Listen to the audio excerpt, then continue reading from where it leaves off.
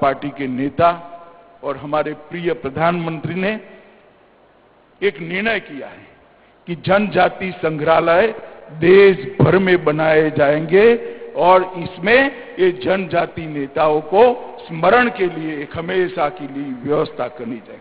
195 करोड़ लगभग 200 करोड़ की लागत से 9 संग्रहालयों की कल्पना की गई है और बहुत अच्छे तरीके से कोने कोने से जनजाति के वीर नेता जिन्होंने आजादी के लिए बलिदान दिया, संघर्ष किया, उनको ढूंढ ढूंढ कर उनके इतिहास को पुनर्जीवित कर कर उनकी स्मृति को संजोकर ये संग्रहालय बनाए जाएंगे, जिसमें गुजरात में राजपीपला, झारखंड में रांची, आंध्र प्रदेश में लंबासिंगी, छत्तीसगढ़ में रायपुर, केरल में कोझिकोड, मध्य प्रदेश में छिंदवाड़ा, तेलंगाना में हैदराबाद, मणिपुर में स्थान तय होना बाकी है और मिजोरम में केलसी के अंदर ये संग्रहालय बनाए जाएंगे और 200 करोड़ रुपए में से 110 करोड़ रुपया खर्च भी कर दिया गया है।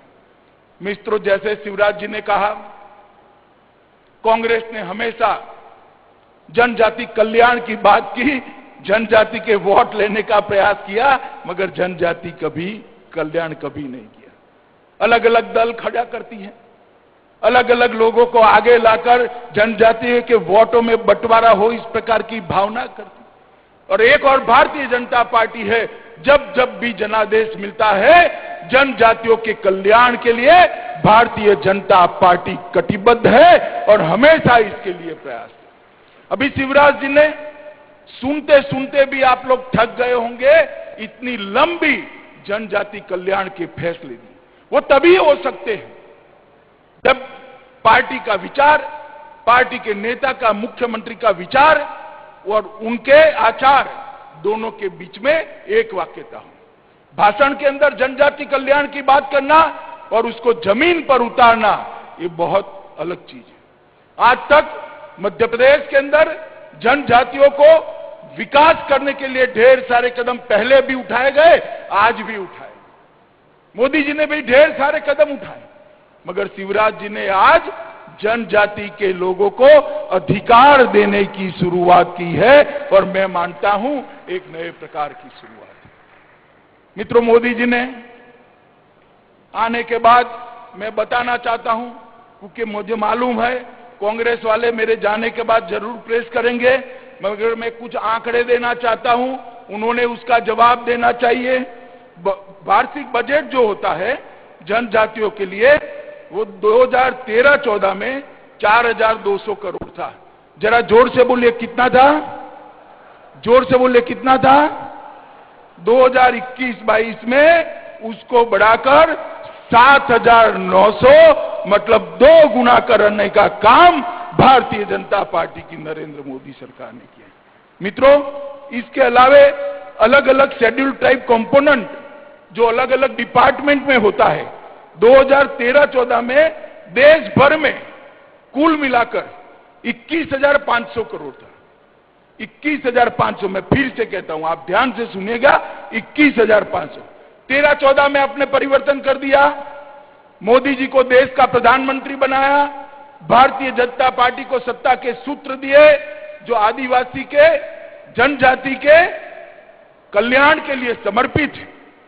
तो 21,000 करोड़ से मोदी जी ने इसको बढ़ाकर 21-22 के बजट के अंदर 21,500 करोड़ से बनाकर 78,900 करोड़ रुपया 4 गुना करने का काम किया। अब मैं पूछ सकता हूं कांग्रेस के किसी नेता को, भैया आपके पास इसका जवाब क्या है? एसटी कवरेज जो 24 केंद्रीय मंत्रालयों में था, उसको बढ़ाकर 41 मंत्रालयों तक पहुंचाने का काम ये भारतीय जनता पार्टी ने किया और सबसे बड़ा काम किया है। बच्चे को अच्छी शिक्षा मिलेगी तो संविधान प्रदत्त अधिकार को वो जान पाएगा, संविधान ने जो कर्तव्य दिए है उसको वो जान पाएगा। इसके लिए बहुत जरूरी है कि उसको अच्छी शिक्षा मिले। और आदिवासी गांव से स्कूल तक जाना बहुत कठिन होता है, ये परिस्थितियों को भारतीय जनता पार्टी के कार्यकर्ता जानते हैं। इसलिए मोदी जी ने एकलव्य मॉडल रेसिडेंशियल स्कूल का मॉडल अपनाकर प्रत्येक ब्लॉक में एक रेसिडेंशियल स्कूल बनाने का काम किया है मित्रों, प्रत्येक आदिवासी बहुल ब्लॉक के अंदर। और इसके अंदर लगभग 167 स्कूल स्वीकृत कर दिए गए हैं, 250 से ज्यादा बनाने हैं, इसमें से 161 बनाने की शुरुआत हो चुकी है और इसके लिए एक नया बजटरी प्रोविजन करने की भी शुरुआत हुई। ट्राइबल रिसर्च इंस्टीट्यूट, उसकी स्थापना मोदी जी की कल्पना से ही हुई। पहले 18 थे पहली टर्म में, उसको बढ़ाकर 18 से बढ़ाकर 27 करने का काम इस टर्म में नरेंद्र मोदी जी ने किया है। और रिसर्च इंस्टीट्यूट पर परिव्यय 7 करोड़ पहले होता था, इससे बढ़ाकर 150 करोड़ तक पहुंचाने का काम ये भारतीय जनता पार्टी की सरकार ने किया। आदिवासी दिन भर मेहनत करता है, जनजाति के मेरे भाई मेरी बहनें दिन भर मेहनत करती है और जब वन उपज को खरीदकर बेचने जाते हैं कुछ नहीं मिलता था। नरेंद्र मोदी सरकार ने पहले कांग्रेस के जमाने में, मैं इसलिए कंपैरिजन कह रहा हूं कि मुझे मालूम है कांग्रेस वाले शाम को मैदान में आएंगे, उन्होंने स्पेसिफिक चीज का जवाब देना चाहिए। 9 राज्यों में केवल 10 उत्पादों को कवर किया गया था और आज नरेंद्र मोदी सरकार ने सभी राज्यों को उसमें कवर कर 10 की जगह 49 उत्पादों को एमएसपी पर खरीदने की शुरुआत की है। 49 उत्पादों को 25 राज्यों में 37,000 स्वसहाय जूथ बनाए गए और एक डिस्ट्रिक्ट मिनरल फंड की कल्पना की गई और नियमों से ही अधिकार मिलते, निर्णयों से ही अधिकार मिलते। पहले खदान से अंदर से खनिज निकाला जाता था, कोयला निकाला जाता था, लोहा निकाला जाता था, एल्यूमिनियम पीतल निकाला जाता था, उस क्षेत्र के लिए कुछ नहीं होता, उस क्षेत्र का विकास नहीं होता और खदानें ज्यादातर हमारे जनजाति क्षेत्रों में ही है। नरेंद्र मोदी जी ने तय किया कि डिस्ट्रिक्ट मिनरल फंड के तहत एक निश्चित हिस्सा वो जनजाति क्षेत्र के विकास के लिए करा जाएगा और डिस्ट्रिक्ट कलेक्टर के तहत होगा। मुझे कहते हुए आनंद है कि 5 साल के अंदर 51,000 करोड़ रुपया, 51,000 करोड़ रुपया जनजाति क्षेत्रों के विकास के लिए अलग से किया गया है। छात्रवृत्ति भी बढ़ाई गई है, लगभग 2,000 करोड़ रुपया इस बार 30 लाख छात्रों को छात्रवृत्ति दी जाएगी और मणिपुर के अंदर जहां ट्राइबल बहुल है वहां पर एक खेल इंडस्ट्री बनाने का भी काम किया गया है। शिवराज जी ने मध्य प्रदेश के अंदर ढेर सारे काम जनजातियों के लिए किए हैं। उन्होंने टाटिया भील की स्मृति में खंडवा जिले के बड़ौद में एक विशाल स्मारक बनाया। जन नायक भीमा नायक की स्मृति में बावड़ी जिला बड़वानी में एक प्रेरणा केंद्र का निर्माण किया है। छिंदवाड़ा में पहले ही मैंने कहा आदिवासी स्वतंत्रता संग्राम संग्रहालय का निर्माण किया जा रहा है। जनजाति नायकों बिरसा मुंडा, टाटिया भील, अवंतीबाई, रघुनाथ शाह, शंकर शाह के बलिदान दिवस पर अनेक विविध कार्यक्रम किए जाते हैं और अलीराजपुर में स्वतंत्रता सेनानी पृथ्वीबाई के स्मारक को भी लोकार्पित किया गया है। मित्रों, भारतीय जनता पार्टी की सरकार चाहे केंद्र में हो चाहे राज्य में हो, ये वंचितों के लिए काम करने वाली सरकार है और विशेषकर आदि जाति के लोगों के लिए काम करने वाली सरकार है। ये जनजाति के कल्याण के लिए समर्पित सरकार है और हमने कल्याण योजनाएं भी ऐसे बनाई है जिससे स्वीकारने में किसी को संकोच न हो, गौरव के साथ स्वीकार। हमने आदि वनवासी भाइयों को, हमने जनजाति भाइयों को घर दिया, घर के अंदर बिजली दी, शौचालय दिया, 5 लाख तक का प्रधानमंत्री आरोग्य कार्ड देने का काम किया, अब शुद्ध पीने का पानी भी पहुंचा रहे हैं। जनजाति क्षेत्र के भाइयों बहनों को उनका जीवन स्तर उठाने के लिए गौरव के साथ वो समाज के अंदर जी सके, इस प्रकार का प्रयास करने में भारतीय जनता पार्टी का सरकारें कभी पीछे मुड़कर नहीं देखेगी, इसका मैं आप सभी को विश्वास दिलाना चाहता हूं। मोदी जी के नेतृत्व में हमारी हर राज्य सरकारें जनजाति के कल्याण के लिए प्रतिबद्ध भी है और समर्पित भी है। मित्रों, आज मैं फिर से एक बार शंकर साह और रघुनाथ साह की पुण्य स्मृति को प्रणाम करना चाहता हूं और मुझे विश्वास है कि आने वाले हजारों सालों तक ये पिता पुत्र के बलिदान को हमारा समाज, हमारा देश और विशेषकर युवा अपने दिल में संजो कर रखेगा और उनसे प्रेरणा प्राप्त कर कर भारत विकास के लिए आगे बढ़ेंगे। मित्रों, मेरा आप सभी से एक ही निवेदन है, अलग अलग नाम से, अलग अलग काम से, अलग अलग बात से जो जनजाति समाज को अलग करने का प्रयास कर रहे हैं, उनके प्रयासों को सफल मत होने दीजिएगा। देश का विकास जनजाति समाज और बाकी सारे समाज एकत्रित होकर भारत का भी विकास करे, अपना भी विकास करे, इसी में हमारा भला है।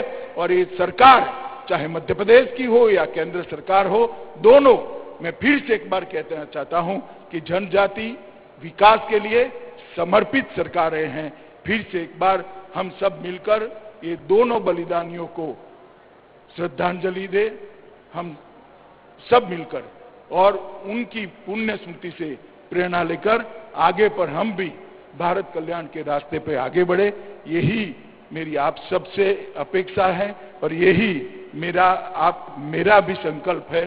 तो फिर से एक बार इस कार्यक्रम में, जो मेरे दिल को छूने वाला कार्यक्रम है, उस कार्यक्रम में बुलाने के लिए मध्य प्रदेश शासन के मुख्यमंत्री का मैं बहुत बहुत धन्यवाद देना चाहता हूं कि इन्होंने आज मुझे यहां उपस्थित लेने का निमंत्रण देकर मेरे मन में जो था इसको अभिव्यक्त करने का मुझे मौका दिया है। और फिर से एक बार इन्होंने आज लंबी सूची जो जनजाति कल्याण के लिए यहां से घोषित की है, और मुझे विश्वास है कि शिवराज जी जो कहते हैं वो करते हैं। वो सूची को वो नीचे तक आदिवासी भाई बहनों तक, जनजाति भाई बहनों तक पहुंचाएंगे, इसका मुझे पूरा भरोसा है। फिर से आप सभी को प्रणाम कर कर, मेरी ओर से जोहार कहकर आप सभी को नमस्कार करता हूं। भारत माता की जय। हार्दिक धन्यवाद केंद्रीय गृह मंत्री माननीय अमित शाह जी।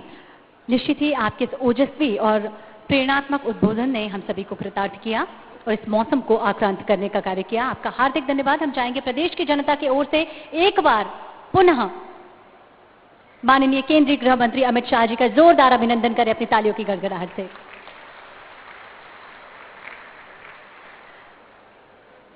अब मैं सुश्री मीना सिंह मांडवे जी, माननीय मंत्री जनजातीय कार्य विभाग से आग्रह करती हूं, पूरे प्रदेश की ओर से केंद्रीय गृह मंत्री माननीय अमित शाह जी को इस अवसर पर स्मृति चिन्ह भेंट करें।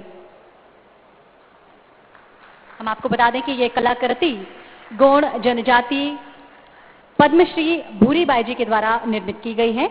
अब मैं पुनः एक बार सुश्री मीना मांडवे जी से आग्रह करती हूं, मध्य प्रदेश के मुख्यमंत्री शिवराज सिंह चौहान जी को स्मृति चिन्ह भेंट करें।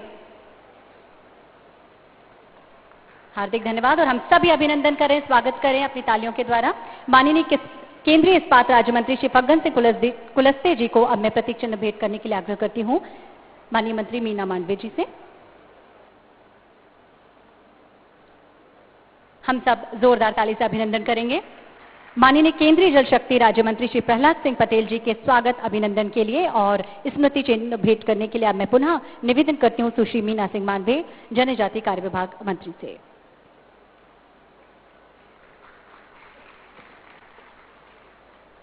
बहुत बहुत धन्यवाद, अभिनंदन।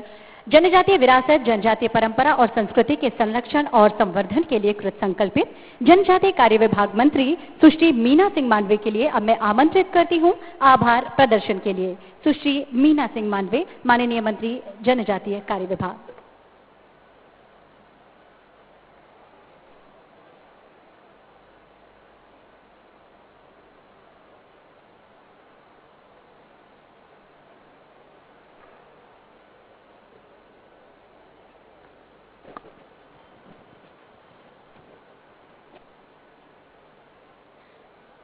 आज बड़े हर्ष का विषय है कि हमारे प्रदेश की संस्कार धानी एवं वीरांगना रानी दुर्गावती की पावन भूमि पर हमारे